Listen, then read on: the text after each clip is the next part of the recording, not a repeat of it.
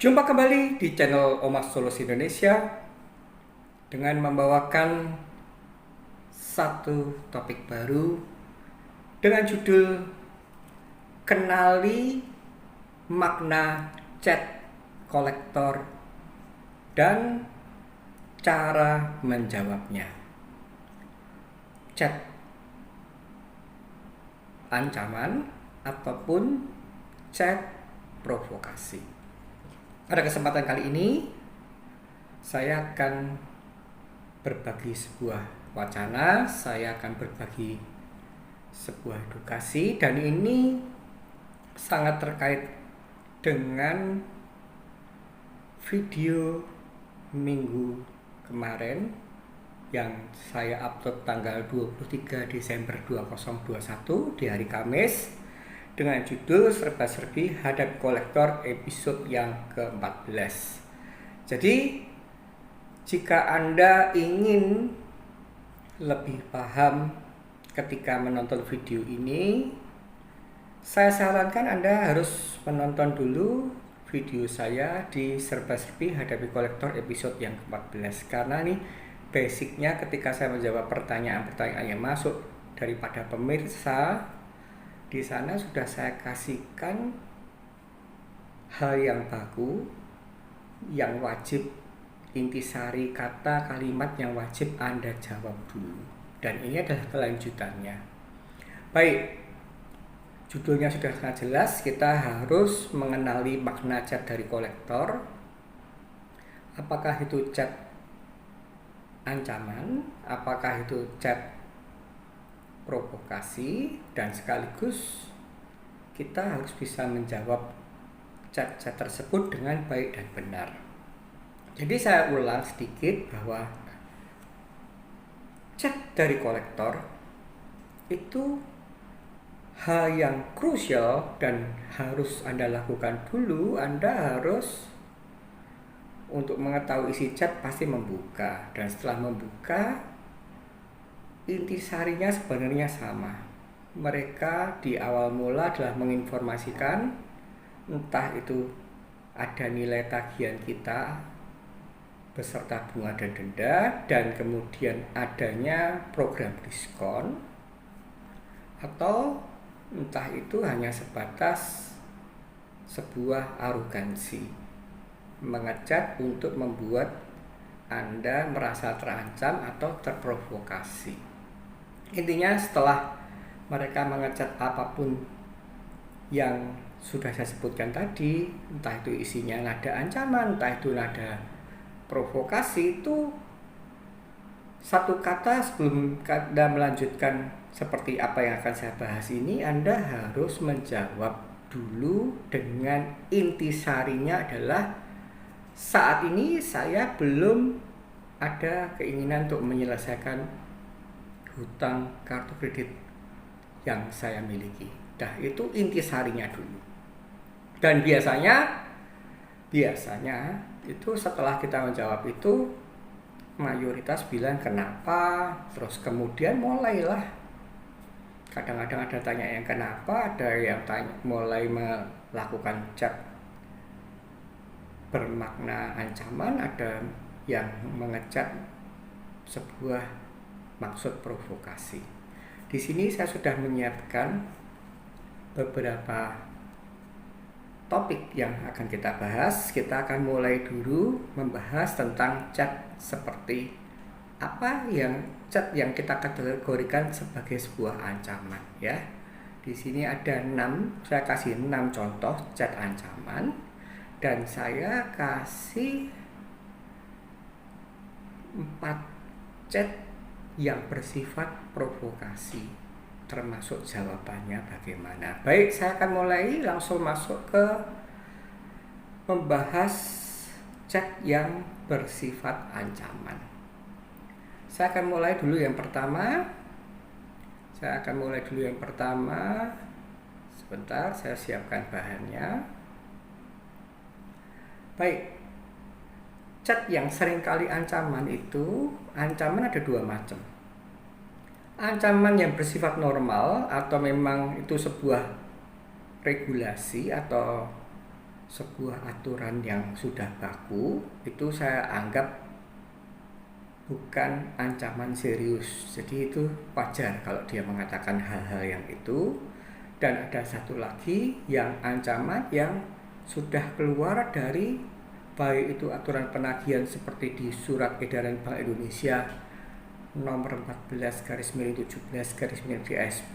Di sana sudah tertuang tata cara menagih dengan baik dan benar, ataupun mungkin pelanggaran yang malah lebih bisa kita arahkan sebuah tindak pidana, khususnya untuk mungkin tindak pidana umum, pasal umum ataupun pasal ITE. Saya akan mulai membacakan contoh chat ancaman yang pertama. Pak, segera melakukan pembayaran untuk tagihan kartu kreditnya supaya nama Bapak tidak di blacklist, sekaligus jumlah hutang Bapak tidak semakin membengkak akibat bunga dan denda. Ditunggu pembayarannya. Terima kasih. Sebelum saya mengupas intisari chat ini, saya katakan Anda tidak perlu mengingat-ingat. Anda cukup mendengarkan, menyerap, dan nanti di akhir video akan saya tampilkan apa yang sedang kita bahas. Jika Anda mendapatkan chat yang bernada, Pak, segera lakukan pembayaran untuk tagihan kartu kreditnya supaya nama Bapak tidak di blacklist, sekaligus jumlah hutang Bapak tidak semakin membengkak akibat bunga dan denda, itu wajar. Dan memang itulah sebuah konsekuensi ketika kita gagal bayar hutang kartu kredit atau memutuskan untuk sementara menunda pembayaran. Pastilah kita masuk SLIK yang telah diatur oleh OJK, dimonitor oleh OJK, ataupun ada konsekuensi bunga dan denda. Dan seperti yang sudah saya bahas, ini tidak Anda perlu khawatirkan. Silahkan Anda melihat apa itu SIDBI checking video saya, atau Anda lihat makna bunga dan denda di video saya. Dan ketika Anda sudah melihat itu, Anda pastilah tidak khawatir tentang apa yang saat ini sedang alami. Dan ketika Anda mendapatkan chat seperti ini, jawab tegas, lugas, lengkap. Jawab dengan terima kasih atas saran dan infonya. Kan dia akan memberikan saran, kalau tidak mau bayar nanti kamu kena blacklist. Itu berarti saran. Kemudian kita katakan bahwa kita tahu infonya tentang konsekuensi blacklist ataupun melambungnya jumlah hutang karena adanya bunga dan denda yang terjadi. Saya tahu semua konsekuensinya. Saya tahu semua konsekuensi tersebut dan sudah tahu juga cara membereskan hal tersebut. Anda jawab begitu. Saya ulangi.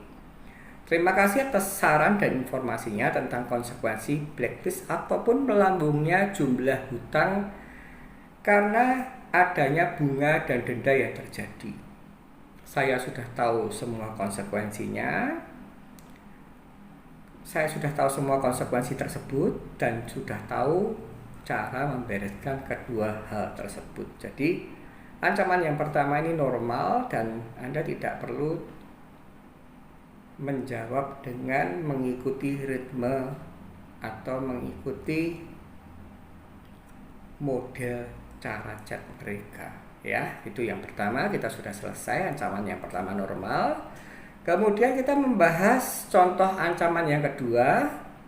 Ancaman yang kedua ini juga saya katakan normal. Oke, saya bacakan dulu kalimatnya atau chatnya, dan nanti saya juga bacakan contoh jawabnya.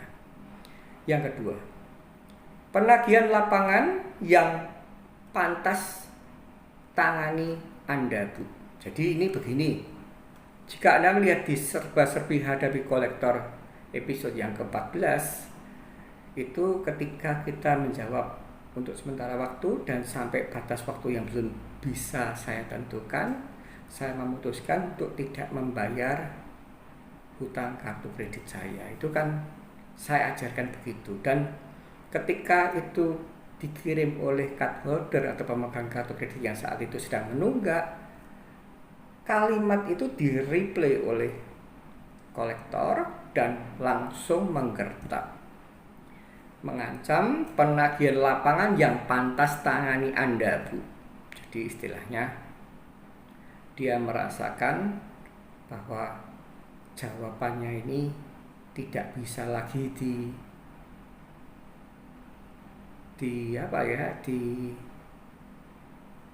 diputar-putar ataupun mungkin dikriminalisasi ataupun mungkin direkayasa jawaban yang sudah saya chatkan tadi. Dia merasa mati langkah, dia langsung menjawab penagihan lapangan yang pantas tangani Anda, Bu. Ibu ndak akan bisa kabur dari Bank A. Tunggu ya, Bu. Besok penagihan lapangan cari Ibu di rumah. Jadi ini pun ancaman yang lumrah, karena konsekuensi dari kita menunggak hutang kartu kredit itu kita pasti akan berhadapan dengan dua macam kolektor. Satu, deskol, penagihan yang melakukan penagihan dengan cara melalui telepon, dan satu lagi adalah debt call. Debt call itu seringkali bukan ilustrasi, dikatakan atau dimaksud oleh deskol petugas lapangan.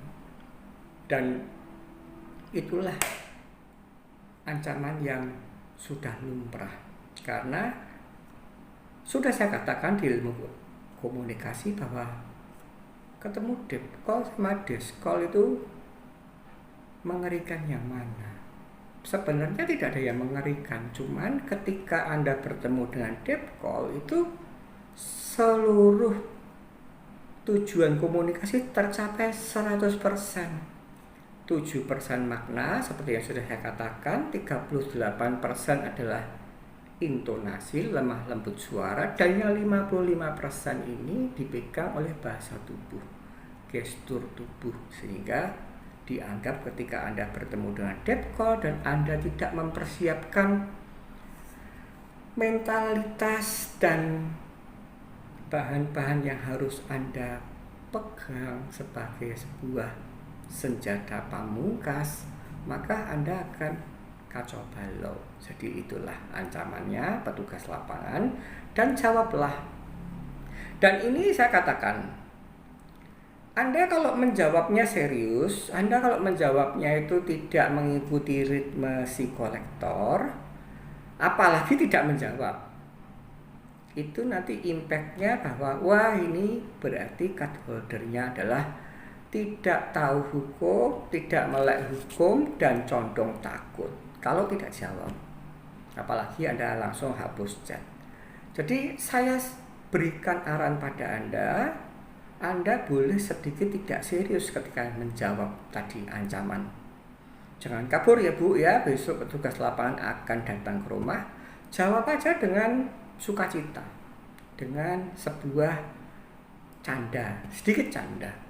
Hore, udah gak sabar saya menanti penagihan lapangan kamu.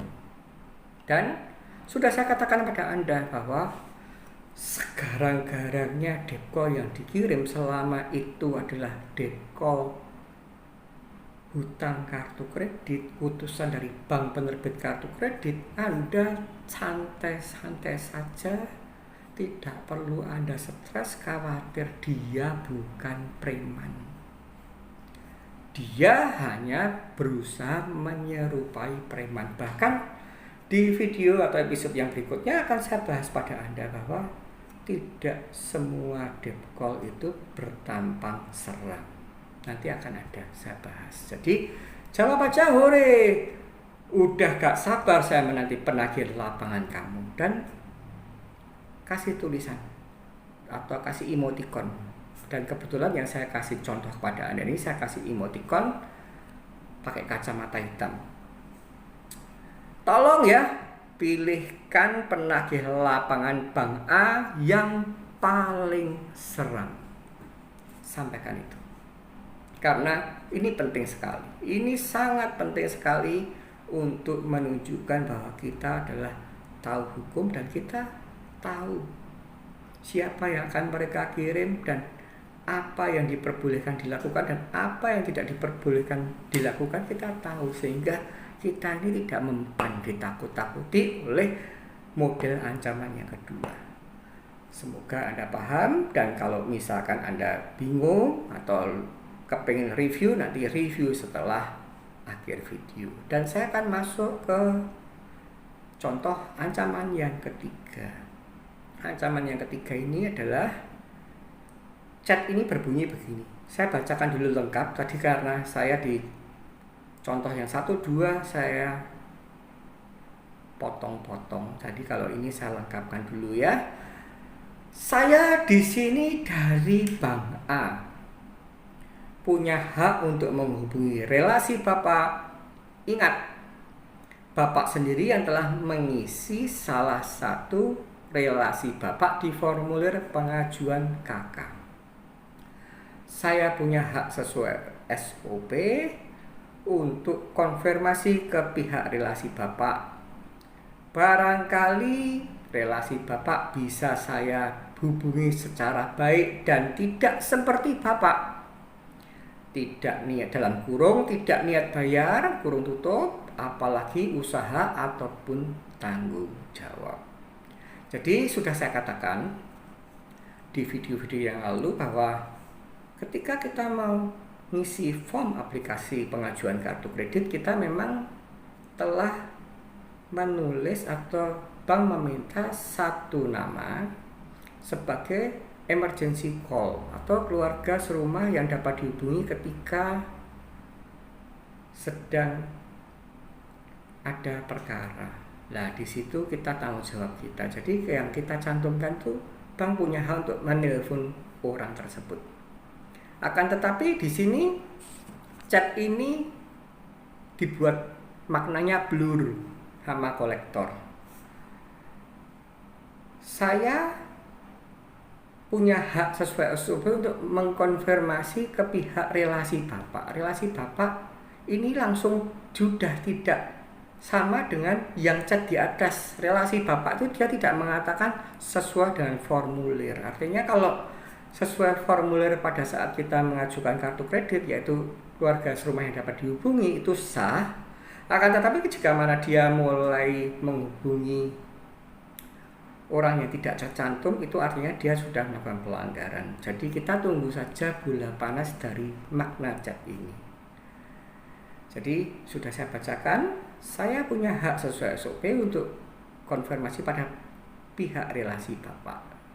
Barangkali relasi Bapak bisa saya hubungi secara baik dan tidak seperti Bapak, tidak niat bayar, apalagi usaha atau tanggung jawab. Karena kita belum tahu yang mau dihubungi itu adalah keluarga tidak serumah atau orang lain, kita diamkan saja dan kita jawabnya nggak perlu detail. Kita jawabnya dengan cara, kalau emang punya hak dan SOP, ya jangan omong doang, omdu, lakukan itu. Sah-sah saja. Kalau situ mau menelpon relasi yang saya cantumkan sebagai keluarga tidak serumah yang dapat dihubungi, emergency call. Terus saya tulis just do it, saya kasih emoticon. Jawaban ini menegaskan bahwa kita tuh tahu kalau kamu memang punya hak dan punya SOP untuk menghubungi keluarga tidak serumah yang saya cantumkan atau emergency call, itu sah-sah saja, silakan. Tapi di makna dari jawabannya Anda baru saja jawab ke dia, itu sekaligus tersirat ketika Anda menghubungi orang yang bukan emergency call, ya kamu akan tahu sendiri. Jadi pernyataan ancaman pertama, ancaman kedua, ancaman ketiga ini saya katakan normal. Jika mana seperti yang saya katakan, khususnya yang ketiga, yang ditelepon itu adalah keluarga tidak serumah yang dapat dihubungi, itu masih normal. Baik, saya akan melanjutkan ancaman atau pernyataan yang keempat. itu mulai menyinggung ancaman tentang mengkriminalisasi kasus tunggakan hutang kartu kredit, menyinggung atau memulai menakut-nakuti melalui jalur hukum. Oke, saya bacakan dulu. Coba Ibu baca lagi yang Ibu tulis. Ini sama, saya potong dulu. Pada saat saya mengajarkan untuk sementara waktu, saya tidak ingin untuk menyelesaikan hutang kartu kredit saya. Itu langsung di-replay oleh kolektor dengan kata, coba Ibu baca lagi apa yang Ibu tulis. Kemudian Ibu seharusnya mikir, jika orang lain yang berhutang sampai puluhan juta dan orang itu tidak ada niat sama sekali untuk bayar, pendapat Ibu bagaimana? Ini ada campurnya, ada ancaman, ada provokasi. Itu namanya penipuan, pencuri. Itu kemudian ditanda seru. Dan ketika mereka mengatakan itu, saya katakan provokasi karena Anda diprovokasi tentang mental. Ketika Anda itu dituduh sebagai pencuri, ketika Anda dituduh sebagai penipu, itu gejolak batin Anda gimana? Itu yang pertama, untuk provokasi. Yang kedua, mulai mengancam itu dalam arti apa pendapat Anda tentang pencuri, apa pendapat Anda tentang penipu kalau itu dilaporkan ke polisi. Intinya begitu. Dan ketika mereka mengecat itu, saya berikan contoh jawaban. Jawab aja. Tanya. Penipu gantian ditanda tanya banyak. Karena tadi di tanda seru banyak, sekian Anda tanda tanya banyak. Penipu, pencuri, tanda tanya banyak. Kemudian yang bener aja kalau chatting. Jadi ingat, Anda jawab dan Anda tidak perlu serius lagi. Yang hanya serius adalah, yang krusial adalah ketika pertama kali. Mohon maaf, itu juga tidak perlu dikatakan. Ingat, sudah saya pesan berkali-kali, mohon maaf ataupun kita santun, kita tuh merendah, kita menunjukkan toto kromo, itu ketika kita lakukan, dia tidak semakin mengikuti toto kromo tapi semakin melonjak. Jadi jangan sampai Anda katakan mohon maaf. Anda cukup katakan saat ini saya belum ada niat untuk bayar sampai dengan batas waktu yang belum ditentukan. Itu krusial, tidak bisa ditawar. Dan selanjutnya silahkan Anda berhappy-happy ria seperti contoh tadi. Penipu, pencuri, yang benar aja kalau chatting. Ini intinya adalah ancaman ini mulai menuju ke ranah hukum. Santai saja, Anda akan baik-baik saja. Dan ancaman keempat ini ada 2 chat. Kemudian lanjutannya setelah kita mengatakan itu, si kolektor menjawab, Ibu baca pasal 374 KUHP tentang penggelapan dana. Intinya kami minta agar Ibu bayar uang Bank A yang sudah Ibu pakai sebesar Rp 46.768.300 sudah termasuk bunga dan denda.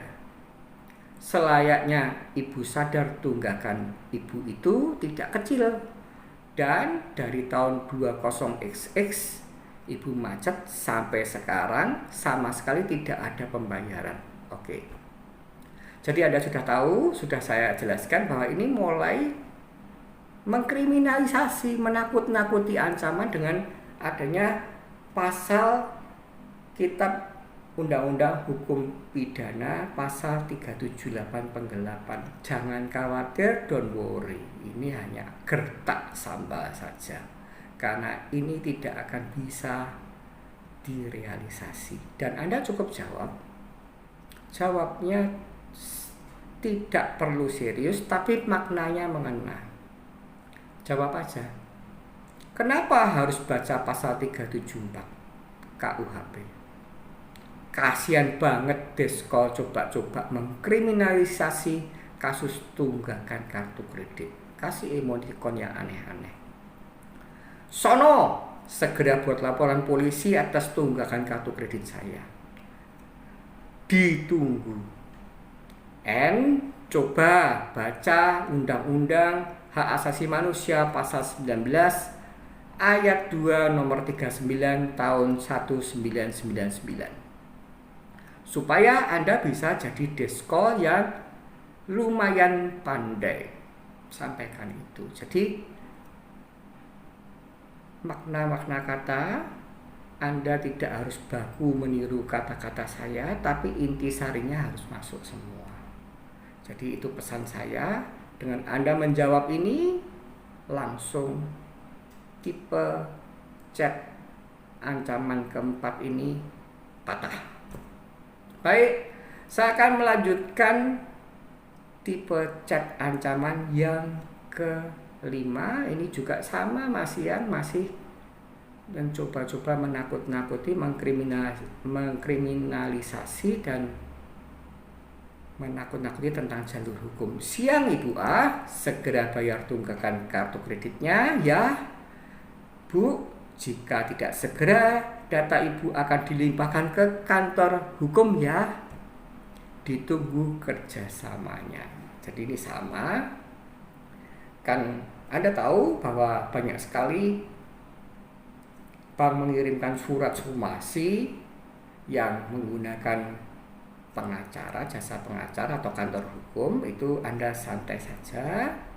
Itu adalah hak sah-sah saja bank untuk melakukan hal itu. Anda tidak perlu cemas, tidak perlu stres selama Anda tidak ada pemalsuan data ketika Anda apply kartu kredit.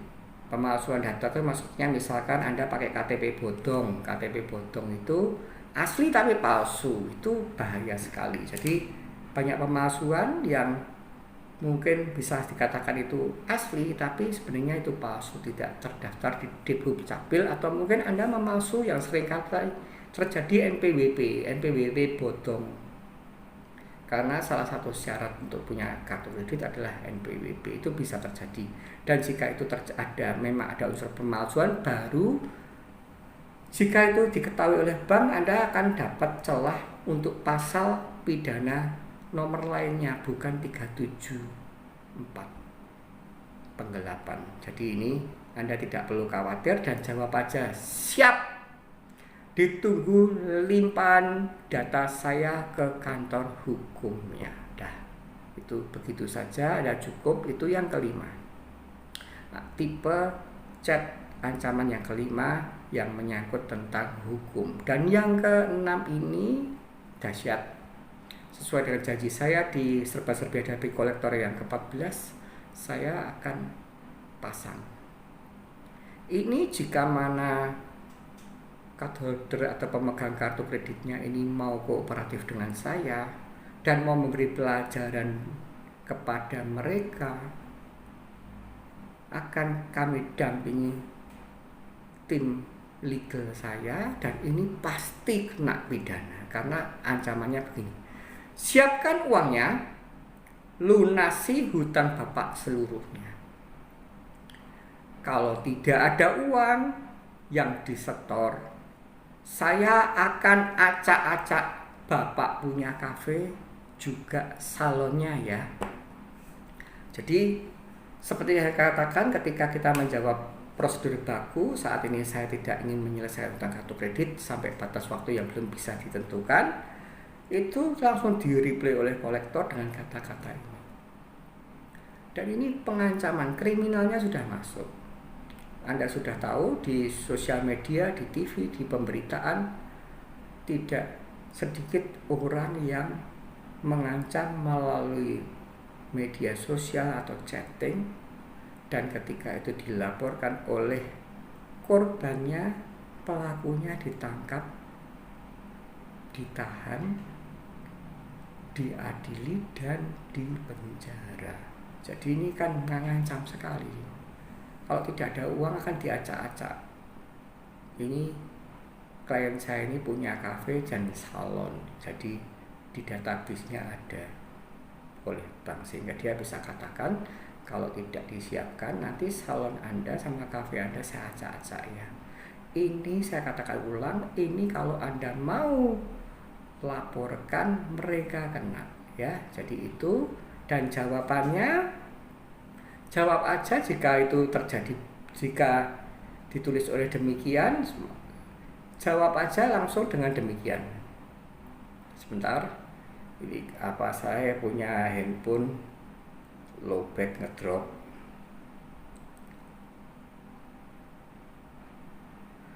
Jawab aja dengan balas ancam ganti.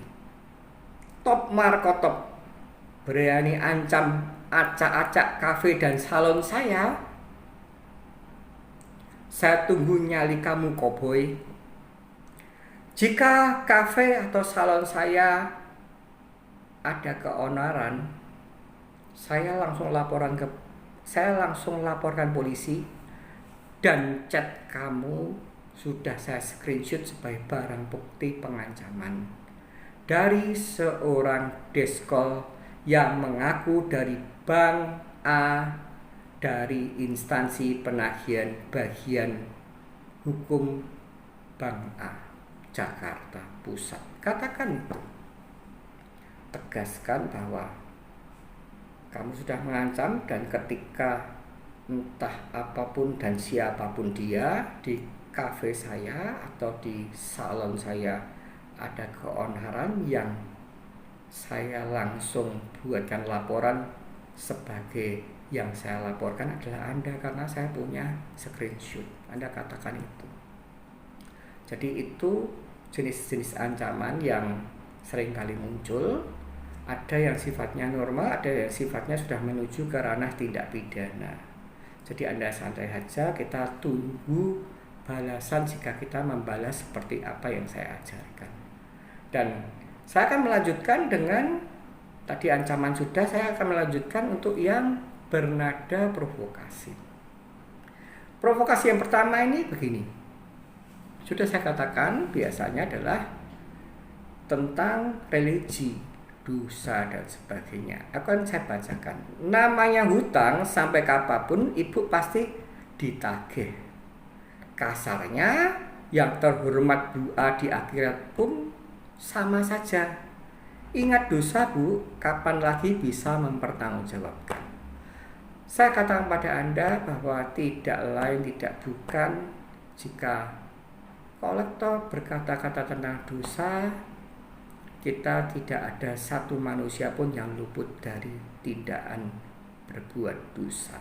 Yang pasti di kehidupan kita ke depan kita lebih tata agar supaya kita tidak melakukan sebuah tindakan yang lebih bersifat sengaja, dan itu memang lebih bersifat tidak bermoral. Jadi kalau kita sedang mengalami tunggakan hutang kartu kredit dan memang itu karena kondisi finansial, Anda tidak perlu takut ketika mereka mengecap tentang dosa ya. Dan jawab aja dengan sedikit bergurau, peace. Hutang pasti saya bayar, tapi nanti kalau sudah tiba waktunya. Lagian selalu ada kesempatan bagi manusia untuk menebus dosa. Jadi kamu gak perlu yang punya mikir tentang opini akan dosa saya. Katakan itu. Jadi ketika ada diprovokasi begini, Anda tidak boleh tidak dijawab, harus dijawab. Dan intisarinya adalah seperti yang saya katakan tadi. Anda jawab, dan itu maknanya saya tidak terprovokasi dengan kata-kata Anda dosa. Itu yang perlu Anda ketahui. Dan kita lanjutkan provokasi tipe yang kedua. Ini aneh, nagih, dan setelah dijawab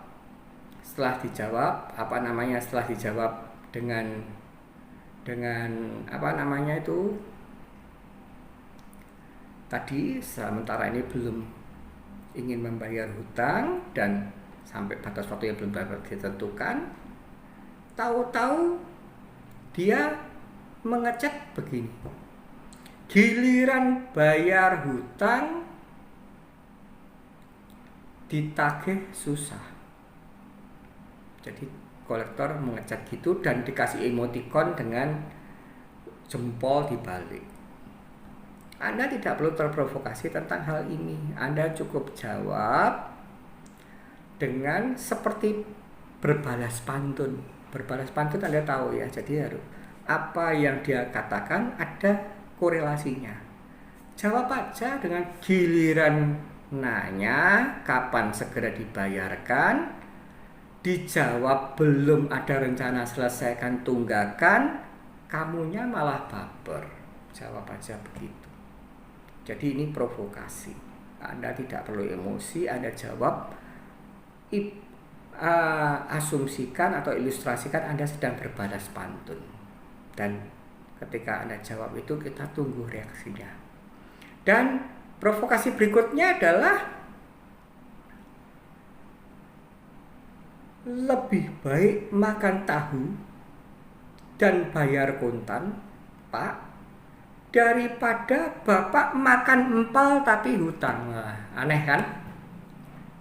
Kontaknya di mana? Ini kan ada provokasi karena apa yang dicat adalah hal-hal yang menurut saya tidak bermutu dan tidak ada guna, sifatnya adalah provokasi. Anda boleh jawab yang mengena, tapi tidak boleh mengabaikan kesopan santunan, apalagi melanggar sebuah atau membuat Anda downgrade ya.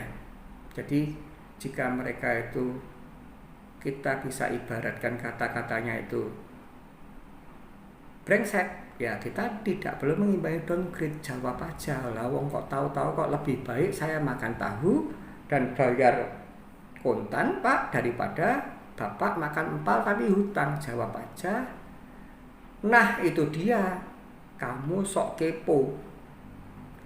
Semalam aku makan soto, tahu dan empal, semua saya bayar tunai kok. Gak percaya? Datang sini, ntar kamu bisa tanya sendiri di warung soto dekat rumah saya. Apakah saya makan empal, tahu, soto, hutang? Jawab aja dengan seperti jawabannya yang mereka chatkan.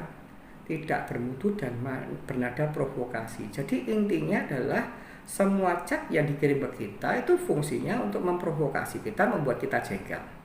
Tugas kita sebagai card holder, pemegang kartu kredit saat izin macet itu mengerti tujuan mereka. Kalau mereka berusaha membuat kita yang jengkel, baliklah itu menjadi mereka yang akan jengkel ketika mencet kita.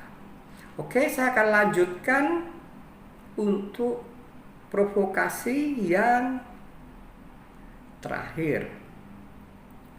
Bagi saya malu, Pak, ada hutang lama macet tidak dibayar. Ini provokasi lagi. Dan saya sudah katakan pada Anda sekalian, tidak lain tidak bukan makna katanya adalah membuat Anda terprovokasi, menjadi bad mood atau baper. Itu sama sekali tidak Anda perlukan dan tidak perlu Anda menjadikan chatting mereka ini merusak suasana hati Anda. Jawab aja dengan canda. Ya, seperti tadi saya katakan, ibarat berpantun. Siapa bilang hutang lama macet? Saya gak ada hutang lama macet. Yang ada hutang kartu kredit. Ntar saya bayar kok. Yang pasti provokasimu tidak mempan. Jadi katakan saja hal itu, karena dengan Anda mengatakan atau menjawab itu, di mana yang maksudnya kolektor mencet Anda demikian supaya Anda baper, supaya Anda itu bad mood, tidak mempan, malah kita balas dengan chat yang membuat dia lebih baper. Jadi dengan kita mengumpan menjawab chat tersebut dengan tepat dan baik, malah dia yang baper dan kita tunggu. Semoga dia keceplosan salah langkah dengan mencet yang keluar dan melakukan tindak pidana. Itu yang memang kita tunggu bola panasnya. Jadi itulah video saya, dan saya juga memberikan dua lampiran. Dua lampiran ini adalah Anda tidak boleh berputar-putar. Jadi ini ada lampiran di mana ada satu card holder itu menjawabnya, kemarin saya sudah bilang bahwa usaha terhenti karena pandemik dan ini baru merintis usaha dari nol. Anda menjelaskan sampai berbuih-buih tentang realita kondisi finansial yang Anda hadapi itu tidak ada guna. Kolektor tidak akan pernah mentoleransi, bahkan ketika Anda sakit keras pun, kalau kita kasarkan sakit keras pun tak bisa makan atau mungkin butuh dana untuk berobat pun, emang gua pikirin pokok kamu bayar utang. Dan ketika Anda salah menjawab ini, efeknya cukup dahsyat. Anda langsung dijadikan, Anda akan langsung dijawab dengan sangat lantang, jangan jadikan pandemik untuk alasan ya Bu. Itu artinya Ibu mempermainkan uang perusahaan saya loh. Jadi sekarang Ibu ada uang berapa? Ini tidak perlu Anda tanggapi, Anda cukup. Jadi ada uang berapapun, jawabannya yang benar adalah saya ada uang, tapi saya tidak niat untuk bayarkan hutang dulu. Itu selesai. Itulah materi yang sudah saya ceritakan untuk bisa mengenali macam atau makna chat kolektor dan cara menjawabnya. Semoga Anda paham tentang materi yang telah saya bahas, dan Anda bisa menyaksikan di akhir video yang telah saya ucap. Dan percayalah pada saya, jawablah dengan cara yang demikian, dan itu akan membuat mereka malas untuk mengechat Anda. Dan kita sudah berada di tanggal 27 Desember, dan artinya kita beberapa hari ke depan akan meninggalkan tahun 2021, dan bersukacita senantiasa sambut segera momentum tahun baru 2022 dengan kehidupan yang lebih baik, sehat, dan senantiasa bersukacita. Jangan menyerah, tetap semangat, dan ingat, badai pasti berlalu.